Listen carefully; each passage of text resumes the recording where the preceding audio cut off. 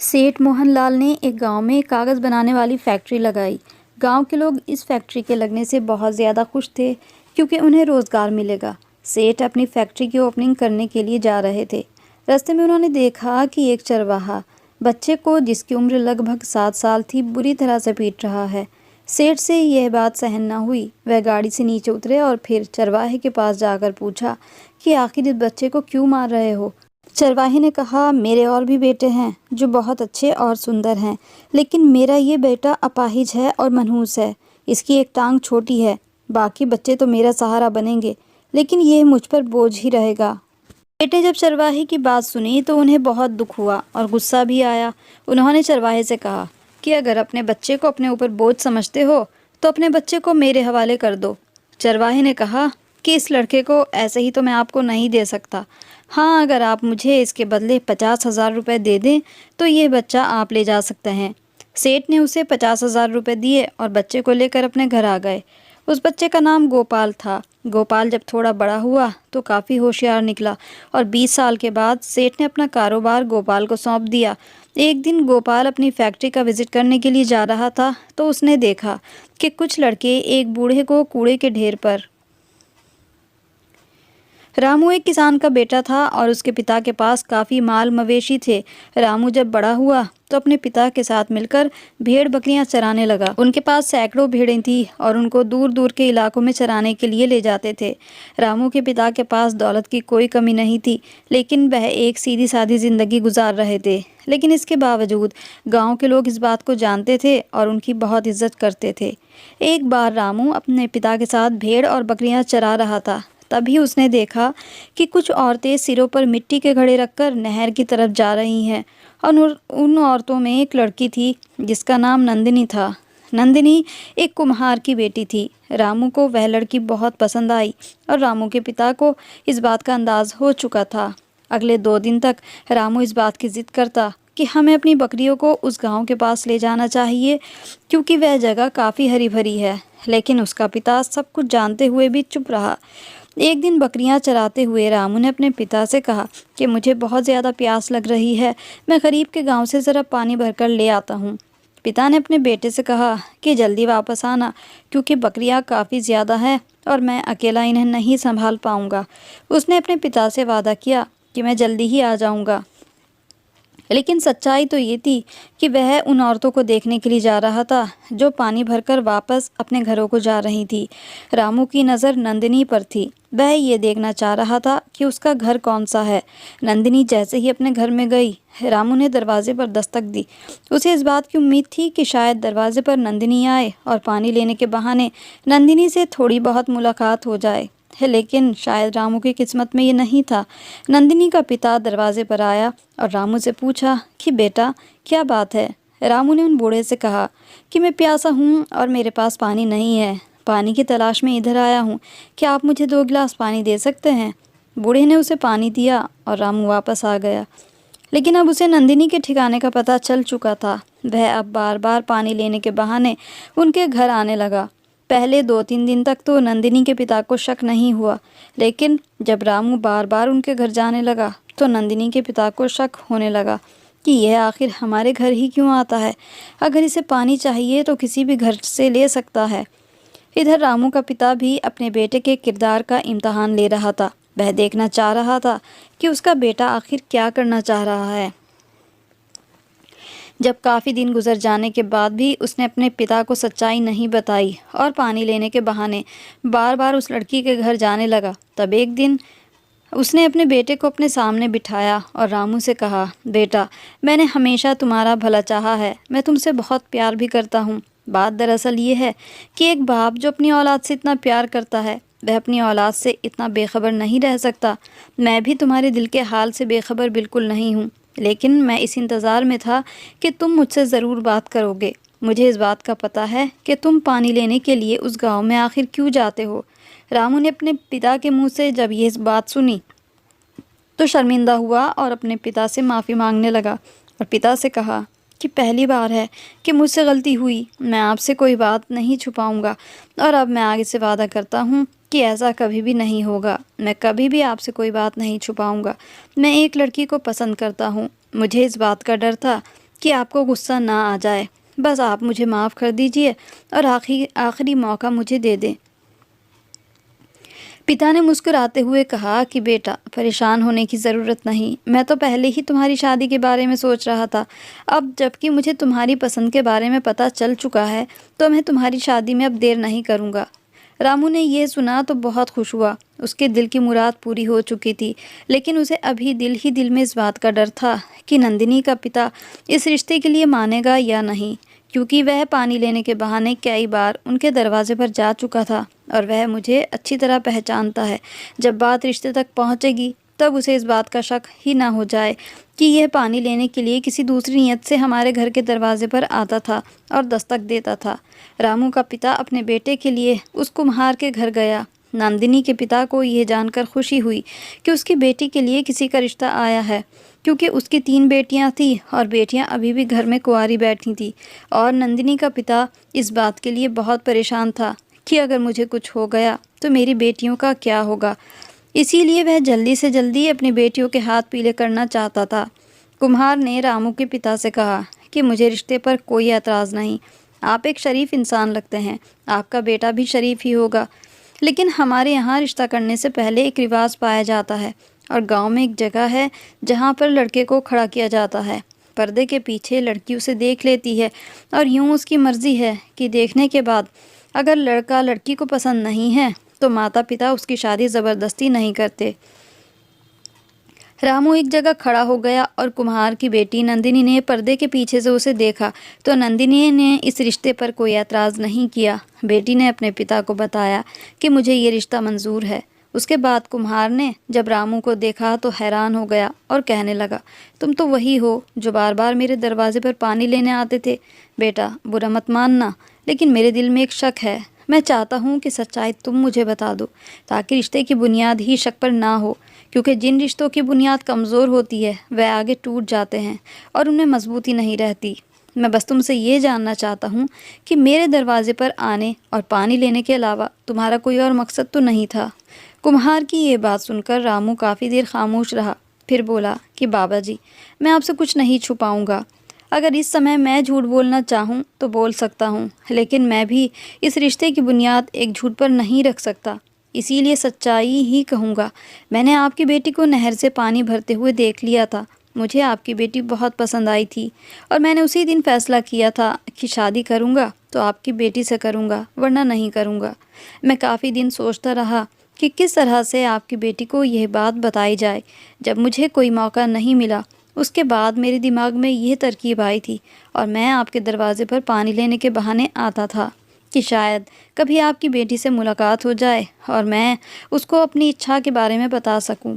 कुम्हार ने जब यह सुना तो उसे बहुत गुस्सा आया और उसने रामू से कहा कि शुक्र है तुमने मुझे सच बता दिया। मुझे तो पहले ही इस बात का शक था कि तुम पानी लेने के बहाने तो मेरे घर नहीं आ सकते। ज़रूर दाल में कुछ काला है। खैर, अब तुम्हारी सच्चाई खुल चुकी है तो मेरी बात बड़े ध्यान से सुनो। मेरी बेटी को हमेशा हमेशा के लिए भूल जाओ और मैं ये रिश्ता हरगिज़ नहीं होने दूंगा। एक ऐसा इंसान मेरी बेटी को कैसे खुश रख सकता है जिसका चरित्र ही ठीक नहीं। रामू ने कुम्हार को यकीन दिलाने की कोशिश की कि मैंने ज़िंदगी में न कभी किसी और औरत के बारे में ऐसा सोचा है। ये पहली बार है कि मुझे आपकी बेटी पसंद आई और मैं बस ये बात उसके कानों तक पहुंचाना चाहता था। मुझसे गलती हुई है, मुझे माफ़ कर दें, लेकिन ऐसा जुल्म ना करें। लेकिन कुम्हार ने उसे कोई जवाब नहीं दिया और रामू वापस अपने घर को लौट गया। रामू रोता हुआ वापस अपने घर आया, अपने पिता से ये सारी बात बताई कि नंदिनी ने तो मुझे पसंद कर लिया था, लेकिन उसके पिता ने मुझे ठुकरा दिया। ये कहाँ का इंसाफ है। मैं झूठ बोलकर आराम से ही शादी कर सकता था, लेकिन मैं झूठ का सहारा नहीं लिया और सच बोला, तो सच बोलने की मुझे ये सज़ा मिली कि उसके पिता ने इनकार कर दिया। रामू के पिता ने उसे तसल्ली दी कि परेशान होने की ज़रूरत नहीं, सब ठीक हो जाएगा। अगर नंदिनी तुम्हारे नसीब में होगी तो तुम्हें ज़रूर मिल जाएगी।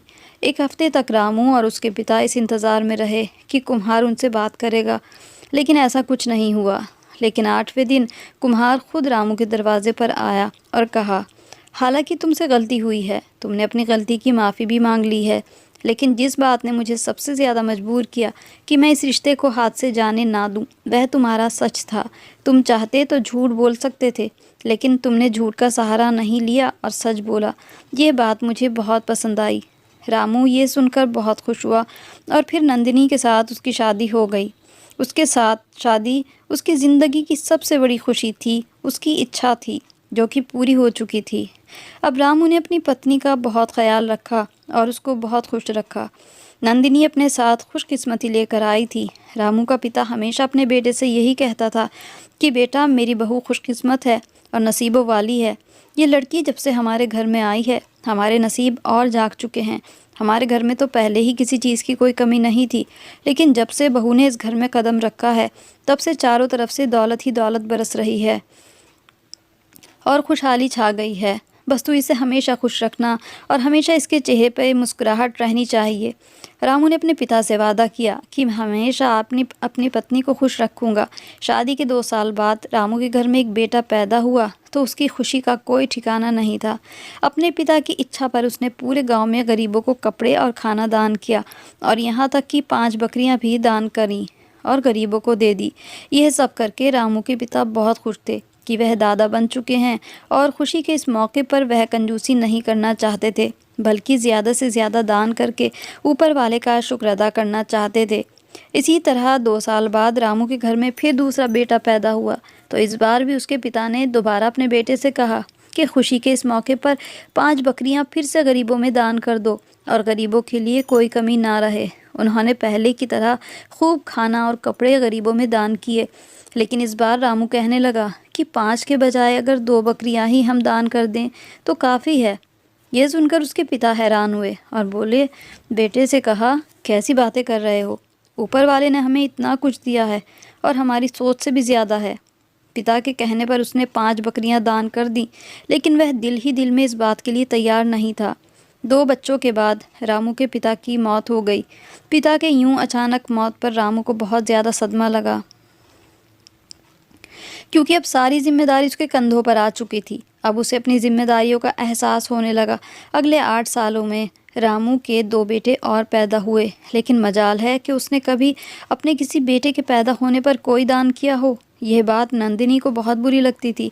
उसने अपने पति से खुले शब्दों में कह दिया था कि मुझे आपसे ऐसी उम्मीद बिल्कुल नहीं थी। ऊपर वाले ने आपको इतना कुछ दिया है और बेटे ही बेटे भी दिए हैं, इसीलिए अब आपको बेटों की कदर नहीं है। जिस पर रामू ने अपनी पत्नी से कहा, ऐसी बात नहीं, मैं तुमसे वादा करता हूँ कि तुम्हें शिकायत का मौका नहीं दूंगा। मैं वही करूँगा जो तुम कहती हो। लेकिन वह अपनी पत्नी से बस झूठे वादे ही करता रहा। जब रामू का 5वां बेटा पैदा हुआ तो उसे अपने तमाम बेटों की कदर होने लगी और उनसे बहुत प्यार करने लगा, क्योंकि 5वां बेटा अपाहिज पैदा हुआ था। उसकी एक टांग छोटी थी। इस बात ने रामू को बहुत दुखी कर दिया और वह उसके आने वाले समय के बारे में सोचने लगा। जब बच्चे बड़े हुए तो उसने अपने सारे बच्चों को स्कूल में भेजना शुरू कर दिया और सबसे छोटे बेटे गोपाल को भी उसने स्कूल में भेजा। लेकिन स्कूल में पढ़ना उसके लिए इतना आसान नहीं था, क्योंकि वहाँ पर हर तरह के बच्चे होते थे और शरारती लड़के गोपाल का मजाक उड़ाते थे और उसे बहुत तंग करते थे। कमज़ोर होने की वजह से कभी उसे धक्का दे देते, उसे चोट लग जाती और जब वह रोता हुआ अपनी माँ के पास आता तो माँ उसे अपने गले से लगा लेती। लेकिन रामू नंदिनी से यही कहता कि मुझे तो ये बेटा मनहूस लगता है। याद नहीं, जिस दिन ये पैदा हुआ था उस दिन हमारी गाय मर गई थी। पत्नी ने अपने पति से कहा कि डरिए ऊपर वाले से और ऐसी बातें मत करिए। आप ऐसी बातें करके मुझे दुख देते हैं और मुझे अंदर से कमज़ोर करते हैं। गाय के मरने से भला मेरे बेटे के पैदा होने का क्या संबंध? लोग ऊपर वाले की खुशी के लिए दान करते हैं और आप अपने पिता की ज़िंदगी में तो दान करते रहे, लेकिन उनके जाने के बाद एक बार भी आपने कोई दान नहीं किया। अब अगर कोई नुकसान हो जाए तो आप ऐसी बातें करते हैं। रामू अपनी बीवी से ज़्यादा बहस नहीं करता था, लेकिन यह सच्चाई थी कि गोपाल उसे पसंद नहीं था। एक तो उसकी सांवली रंगत थी और अपाहिज भी था। उसे अपने पति से ज़्यादा बहस नहीं करनी थी, लेकिन पड़ोसन जो कि उसकी दोस्त भी बन चुकी थी, वह अपने दिल के हाल बयान करती थी। मुझे अपने पति से इस तरह की उम्मीद बिल्कुल नहीं थी। उन्हें तो ये करना चाहिए था कि अपाहिज होने की वजह से अपने बेटे से सबसे ज़्यादा प्यार करते, लेकिन ये तो उससे नफ़रत करने लगे हैं। भला इसमें गोपाल का क्या कसूर है? वह पड़ोसन से बार बार कहती थी कि मुझे बहुत डर लगता है, अगर मुझे कुछ हो गया तो मेरे बेटे गोपाल का क्या होगा, क्योंकि मेरे अलावा तो मेरे बेटे का कोई और सहारा भी नहीं। पड़ोसन उसे तसल्ली देती और कहती कि बहन, दुआओं में बहुत ताकत है, बस तुम दुआएं किया करो कि तुम्हारा पति दिल नरम हो जाए, क्योंकि ऐसा मामला तभी होता है जब इंसान का दिल पत्थर हो जाए, और जब दिल पत्थर हो जाए तब उसमें रहम नाम की कोई चीज़ नहीं रहती, चाहे अपनी सगी औलाद ही क्यों ना हो। रामू ने गोपाल से स्कूल छुड़ा लिया और उसे अपने साथ रख लिया। वह अपने पिता के साथ भेड़ बकरियां चराता था, हालांकि उससे चला भी नहीं जाता था। वह सिर्फ 7 या 8 साल का था, लेकिन तपती धूप में वह अपने पिता के साथ रहता। एक बार जब गोपाल अपने पिता के साथ बकरियां चरा रहा था, तभी वहां से एक सेठ मोहनलाल गुजर रहे थे। उन्होंने उनके गांव के पास एक कागज़ बनाने की फैक्ट्री के लिए ज़मीन खरीदी थी, और फिर जब फैक्ट्री पूरी तैयार हो गई तो सेठ अपनी फैक्ट्री की ओपनिंग के लिए गांव गए। जब सेठ वहां से गुजर रहे थे, उनकी नज़र गोपाल पर गई। गोपाल ज़ोर ज़ोर से रो रहा था, क्योंकि उसका पिता उसको बेरहमी से पीट रहा था। यह बात सेठ से सहन ना हुई। वह जल्दी से गाड़ी से उतरे और चरवाहे से उसका नाम पूछा, तो उसने कहा, मेरा नाम रामू है। सेठ ने पूछा, ये लड़का कौन है और इसे क्यों मार रहे हो? जिस पर रामू ने कहा, यह मेरा बेटा है और मैं इसे इसलिए मार रहा हूँ कि ये मनहूस है। इसकी पैदाइश पर ही मेरा नुकसान हो गया था, और जब मैं इसके आने वाले समय के बारे में सोचता हूँ तो मुझे यही लगता है कि ये कभी मुझे फ़ायदा नहीं दे सकता, बल्कि मेरा हमेशा नुकसान ही करेगा। सेठ ने जब यह सुना तो उन्हें रामू की सोच पर बहुत दुख हुआ। उन्होंने कहा कि अगर बेटे को अपने ऊपर बोझ समझते हो तो अपने बेटे को मुझे दे दो, इसकी परवरिश मैं कर लूँगा। रामू ने सेठ से कहा कि आप इसे अपने साथ लेकर क्या करेंगे, यह आपके किसी काम का नहीं। मेरे और भी बेटे हैं और वे बहुत सेहतमंद और खूबसूरत हैं, जबकि ये रंगत में भी सांवला है और अपाहिज है। सेठ साहब ने उससे कहा कि हो सकता है ये तुम्हारे लिए ऊपर वाले का एक इम्तहान हो। ऊपर वाला इस बेटे के ज़रिए तुम्हें आजमा रहा हो, लेकिन तुम इस मासूम पर जो इतना जुल्म कर रहे हो, ये ठीक नहीं। सेठ ने उस लड़के गोपाल के सर पर प्यार से हाथ फेरा तो गोपाल की आंखों से फिर आंसू बहने लगे। रामू ने उससे कहा कि इसको आप अपने साथ ले जाइए, मगर ये बच्चा आपके ऐसे तो हवाले नहीं करूँगा। आप मुझे 50,000 रुपये दे दें और इसको अपने साथ ले जाइए। सेठ को उसके लालचीपन के बारे में अंदाज़ा हो चुका था कि यह इंसान बहुत लालची है। सेठ ने 50,000 रुपये रामू के हाथ पर रख दिए और गोपाल को साथ लेकर जाने लगे। जाते जाते रामू से कहा कि इसकी माँ जिंदा तो नहीं, जो इसकी याद में तड़पती ना रह जाए, क्योंकि एक माँ के लिए तो सारे बच्चे एक जैसे होते हैं। रामू ने कहा कि मेरी बीवी मर चुकी है, आप इसे अपने साथ ले जाइए। गोपाल अपने पिता के इस झूठ पर हैरान हो गया। वह भी बच्चा था, लेकिन अब वह समझ चुका था कि उसका पिता उससे इतनी नफरत करता है कि उसने यह झूठ बोला कि उसकी माँ मर चुकी है, जबकि वह जिंदा थी। इसीलिए खामोश रहा और चुपचाप सेठ के साथ उसके घर चला गया। अगर ऊपर वाला इंसान से खूबी ले ले तो दूसरी खूबी उसके अंदर डाल देता है। हालांकि गोपाल एक अपाहिज और मामूली सूरत का लड़का था, लेकिन वह बहुत ही ज़्यादा समझदार और अक्लमंद था। इस बात का अंदाज़ा सेठ को तब हुआ जब उन्होंने गोपाल को स्कूल में डलवाया और वह हर क्लास में फ़र्स्ट आने लगा। सेठ की अपनी कोई औलाद नहीं थी, इसीलिए उन्होंने गोपाल को अपना बेटा बना लिया था। धीरे धीरे वक्त गुजरा और गोपाल बड़ा हो गया। गोपाल की बुद्धिमानी को देखते हुए सेठ अपने बेटे से सलाह लेने लगा। माल दौलत भी खूब बरस रही थी, इसीलिए गोपाल की दौलत को देखते हुए कई लड़कियों की तरफ से उसे शादी की ऑफ़र हुई, लेकिन गोपाल ने इनकार कर दिया, क्योंकि वह जानता था कि यह लड़कियां उसके लिए नहीं, बल्कि उसकी दौलत की वजह से उससे शादी करना चाहती हैं। लेकिन एक ऐसी लड़की थी जिसको दौलत की हवस नहीं थी, और यह गोपाल की आँख थी जो कभी धोखा नहीं खा सकती थी। वह लड़की गोपाल के इम्तहान पर खरी उतरी और यूं गोपाल ने उसे अपना हमसफ़र चुन लिया। सेठ काफ़ी बूढ़े हो चुके थे, इसीलिए अब गोपाल ने सेठ के सारे काम और बिजनेस को संभाल लिया। दूसरी तरफ रामू की बीवी अपने बेटे के गम में दुनिया से चल बसी। एक दिन गोपाल एक बड़ी सी गाड़ी में अपनी फैक्ट्री का विजिट करने जा रहा था। तभी उसने देखा कि एक बूढ़े को कुछ लड़के उठाकर कूड़े के ढेर पर ले जाकर फेंक देते हैं। वह बूढ़ा रेंगता हुआ वापस उन लड़कों की तरफ आने लगता है, तो फिर उसे उठाकर दोबारा कूड़े के ढेर पर फेंक देते हैं। ऐसा लग रहा था कि जैसे वह उनके पिता हो। गोपाल अपनी गाड़ी से उतरा तो वह लड़के वहां से जा चुके थे। उस बूढ़े के फटे पुराने कपड़े थे और ऐसा लग रहा था कि वह कई महीनों से नहाया भी नहीं। उसके पास जाना भी काफ़ी मुश्किल था, लेकिन उसके बाद भी गोपाल उसके पास आया और कहा, बाबा जी, क्या हो गया है? ये लड़के कौन थे और आपको यहाँ फेंक कर क्यों जा रहे हैं? इस पर वह बूढ़ा रोता हुआ कहने लगा, बेटा, ये मेरे सगे बेटे हैं, सारे शादीशुदा हैं, अब मुझे अपने साथ रखने पर तैयार नहीं। एक दूसरे से अलग हो चुके हैं और अब जब भी जिस बेटे के दरवाजे पर जाता हूँ तो धुतकार कर दूसरे के दरवाजे पर छोड़कर चले जाते हैं। यह सब काफ़ी समय से चल रहा है। अब सारे बेटों ने मिलकर ये योजना बनाई कि मुझे उठाकर दूर कहीं फेंक कर वापस आ जाते हैं ताकि ये हमारे घर तक पहुंच ही ना सके। इन्होंने मुझे एक गाड़ी में डाला और अब ये घर से कई किलोमीटर दूर मुझे यहाँ वीरान जगह पर फेंक कर जा रहे हैं। गोपाल उसे पहचान चुका था। उसने बूढ़े से नाम पूछा तो उसने अपना नाम रामू बताया और उसके बाद गोपाल ने कहा, मेरा नाम गोपाल है और मैं वही हूँ जिसको आपने 50,000 रुपये में बेच दिया था। आपसे इसी बात की शिकायत है कि आपने मेरी ज़िंदा माँ को मुर्दा बताया था और मेरी कीमत इतनी कम क्यों लगाई। कम से कम मेरा मुआवजा तो ज़्यादा ले लेते ताकि आपको कुछ फ़ायदा ज़्यादा हो जाता। गोपाल की यह बात सुनकर बूढ़ा रोने लगा। कांपते हुए हाथों से गोपाल से माफ़ी मांगने लगा, लेकिन गोपाल ने उन हाथों को अपने हाथों में समेटा और बूढ़े रामू को अपने साथ ले गया। रामू का अंजाम बहुत बुरा होने वाला था, लेकिन आज आखिरी वक्त में भी वही बेटा काम आया और उसका सहारा बना जिसको वह बेकार समझता था, अपने ऊपर बोझ समझता था। कभी किसी को बेकार मत समझो। ऊपर वाले ने हर किसी को किसी न किसी मकसद के लिए ही पैदा किया है। जो भी इस दुनिया में आता है अपना दाना पानी साथ लेकर आता है, अपने नसीब का लेकर आता है। ऊपर वाले ने ये दुनिया बनाई है और वही इस पूरी कायनात को चला रहा है। तो ये थी हमारी आज की कहानी आपको कैसी लगी कमेंट ज़रूर कीजिएगा और बताइए आपको किस तरह की कहानियाँ अच्छी लगती हैं। साथ ही कहानी पसंद आई हो तो इसको लाइक और शेयर ज़रूर कर दें। ये एक सीख देने वाली कहानी है जो ज़्यादा से ज़्यादा शेयर होनी चाहिए। मेरे चैनल पर नए हैं तो इसको सब्सक्राइब भी ज़रूर कर लें। ऐसी ही अच्छी कहानियों के साथ फिर पेश होंगे। तब तक के लिए goodbye and thanks for watching.